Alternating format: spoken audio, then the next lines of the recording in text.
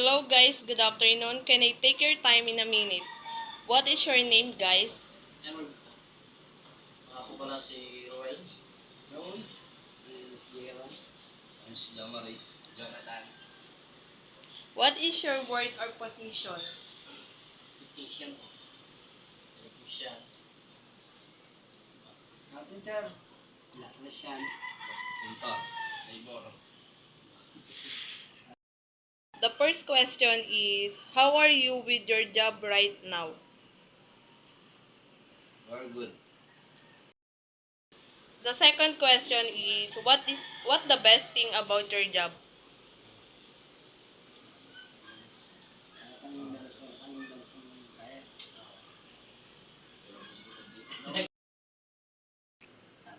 The second question is, what the best thing about your job? Ang pinaka-the-best na trabaho namin is nagpipintura kami sa construction worker at maayos namin nagagawa. The third question is, do you find fulfillment and purpose in your current job?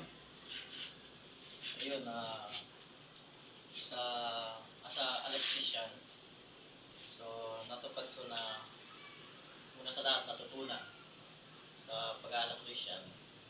Pangalawa, cut mo na. The third question is, do you find fulfillment and purpose in your current job? Ayun. So, as a electrician, isa sa mga ano ko is marami na kaming nagawa na ano namin na wala namang naging aberya. So, malaking tulong din sa akin as a electrician. Marami na rin kami na kuha ng trabaho. So, nakatulong personal sa akin at maging sa pamilya ko.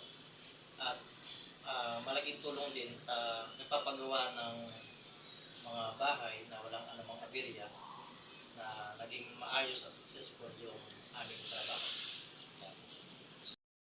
The last question is, what advice can you give for a graduating student like me? Ayun. Isa sa mga ma-advise ko sa iyo, no, na bilang sa pagtatapos sa pag-aaral, una sa lahat, no, sipag at tiyaga, no? Tapos, yun, nandun yung pagsisikap sa ah, lahat ng mga pinag-aralan, no, natutunan na maaari natin i-apply sa ating buhay. So, yun, dahil tapos ka na sa iyong pag-aaral, magiging magtatrabaho ka na,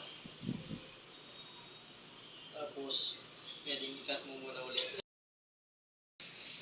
The last question is, what advice can you give for a graduating student like me? Isa sa mga ma-advise namin sa experience ng bawat isa sa amin dito, no? So, maraming mga nakapagtapos sa pag-aaral na parang umasa na lang sila sa mga bagay na gano'n. So, hindi sila nagsipag, hindi sila nagsikap, dumepende sila sa anumang bagay na pinag-aralan nila. Yung iba lang tumaas yung pride, nagkaroon ng yabang, para bang pumasok sa isip nila na ang trabaho ang lalapit sa kanila, hindi sila. So, maraming mga bagay kasi na ganyan na ano ng tao. So, isa sa mga ma-advise ko sa iyo as a student, no, mag-graduate ka na, isa sa mga advice ko una sa lahat, lamang talaga yung education na may kaalaman ka, no, natapos ka sa pag-aaral. So, malaking bagay o na kung saan na malaking chance mo na maging successful sa buhay. Kasi may una sa lahat may pinag-aralan kami, natapos ka sa pag-aaral. Tapos samahan mo yan ng sipag, tiyaga, andyan yung lahat ng bagay na gawin mo lahat ng best mo, lahat ng makakaya mo. At huwag ka rin din didepende sa anong kayang gawin mo. Kasi pwede ka pang mag-expand eh. Meron kang alam, na alam mo na yung isang bagay, na mas pwede mo pang malaman yung hindi mo nalalaman ba. Kasi asa sa experience namin, na marami kaming hindi alam asa sa trabaho namin, Pero pinilit naming alamin kung anong bagay na dapat naming matutunan. At doon kami magiging mas komportable the time na magiging successful ka sa buhay. Kasi ako, sa experience ko, no, hindi man ako nakapagtapos ng pag-aaral, pero nagpapasalamat ako na unti-unti naabot ko lahat ng pangarap ko. So, 100% na ikaw sa advice ko sa'yo, kung ano man naabot ko narating ko, mas higit doon yung maabot at marating mo kasi may pinag-aralan ka, nakapagtapos ka, nakapag-graduate ka. Kaya kung sa titingnan natin yung level mo, mas angat ka sa akin. So, isa sa mga ulit-ulit ko, advice ko sa'yo, sipag at syaga, sama mo. Wag mo iiwan yun, wag mo pakakawalan yun. No, doon mo panghawakan yun. No? Kaya magsikap ka lang. Sabi nga, may kasabihan dyan eh. Sabi pag may tiyaga, may nilaga. Kaya magtiyaga lang ng magtiyaga. Yun lamang.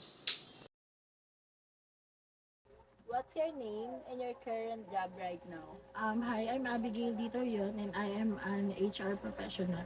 The first question is, how are you with your job right now? It's challenging since I'm handling different people with different queries, but I'm learning a lot. Second question is, what's the best thing about your job? I think the best thing about my job are the people around me. They are very generous and they treat us like a family. They make sure that we are valued and heard. The third question is, do you find fulfillment and purpose in your current job? Yes, I find fulfillment when I cater the needs of the people. I find fulfillment when I help them, even in the simplest way. The last question is, what advice can you give for a graduating student like me? My advice is don't hesitate to step out of your comfort zone. Um, as a graduating student, it is so hard since we don't know what the future holds, but be open-minded and embrace the challenge. Continuous learning is the key. Best of luck on your future endeavors.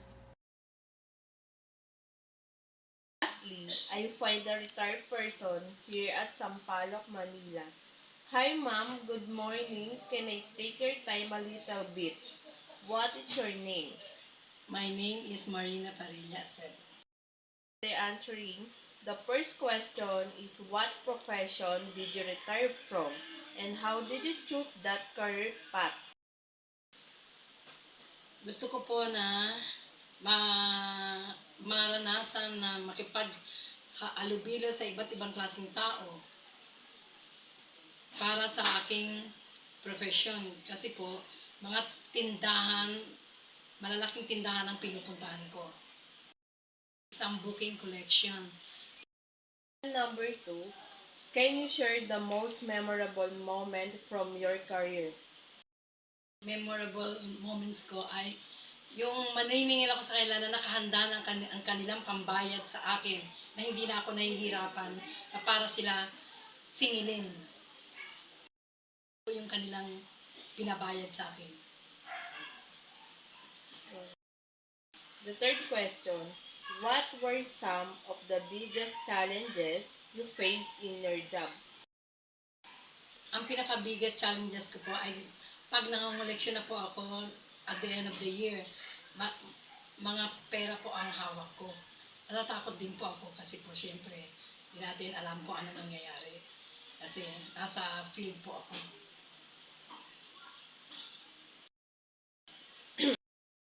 The fourth question is, how have your professional experiences shaped who you are today?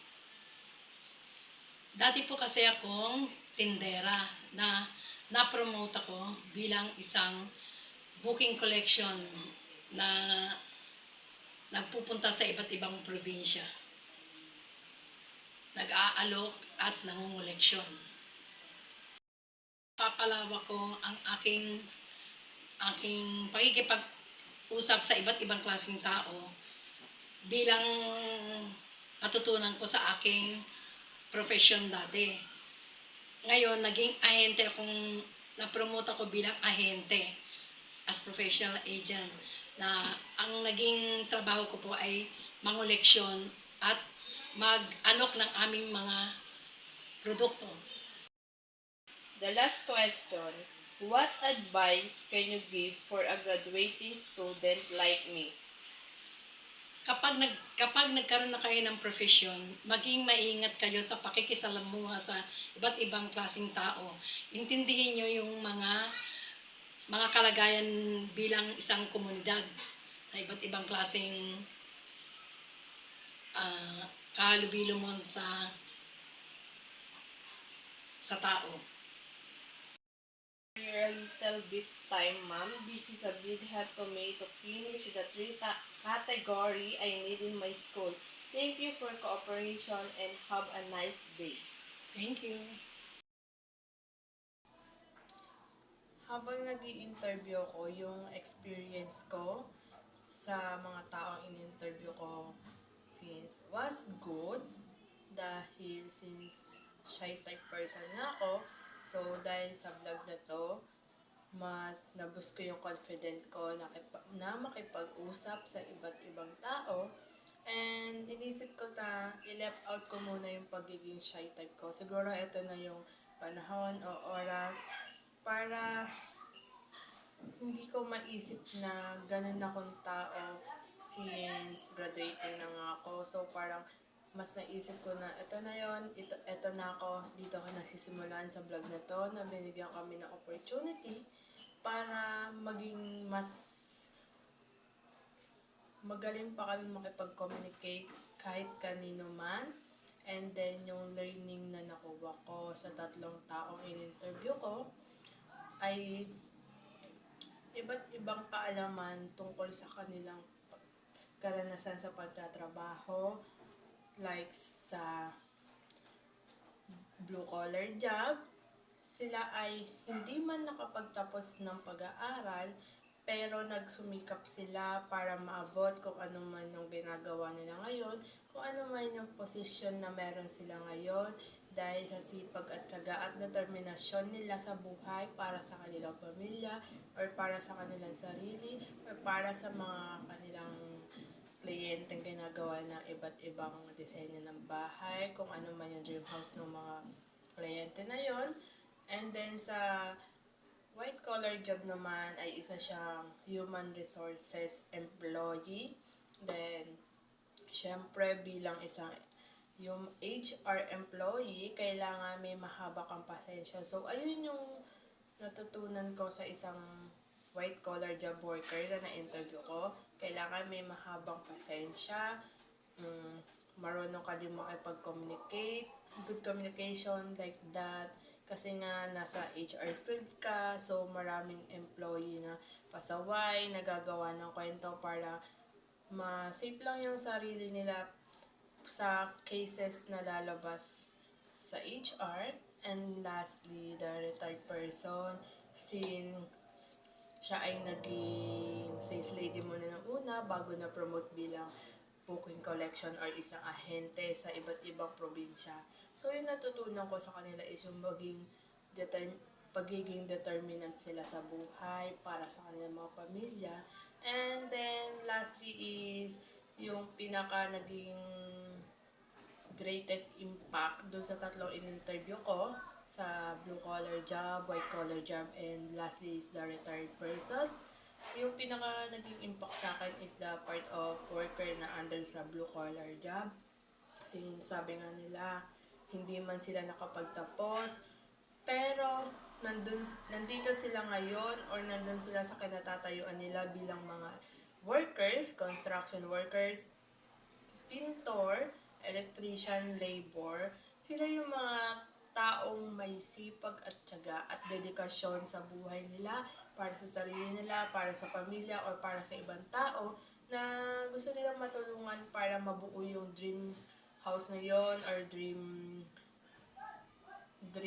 building na gusto nilang matapos or ma-achieve para sa mga kliyente nilang papagawa. Since sabi nga nila kanina, hindi man sila nakapagtapos, dahil yun sa sipag at tiyaga nila ay makakamit nila yung mga pangarap na gusto nila, yung mga gusto nila para sa pamilya nila. Sila ay nakakatulong sa malaki o maliit mang paraan or kumikita man sila ng maliit at malaking halaga, ay yun ay sapat na sa kanila.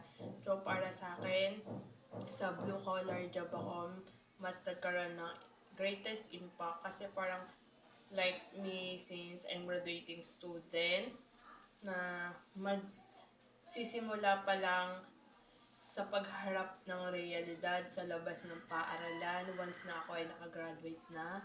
So parang magiging katulad ko lang sila.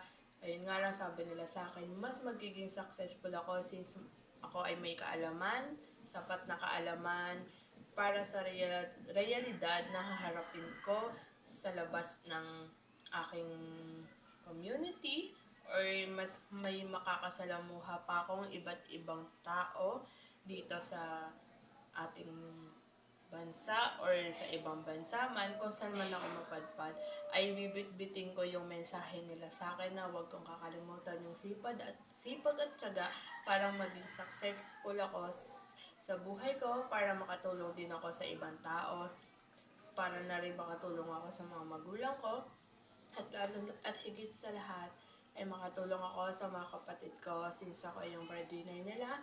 So, mas pinag-itingan ko makapagtapos this year. And, yun. Dito na nagtatapos ang aking video. Thank you guys. Bye-bye!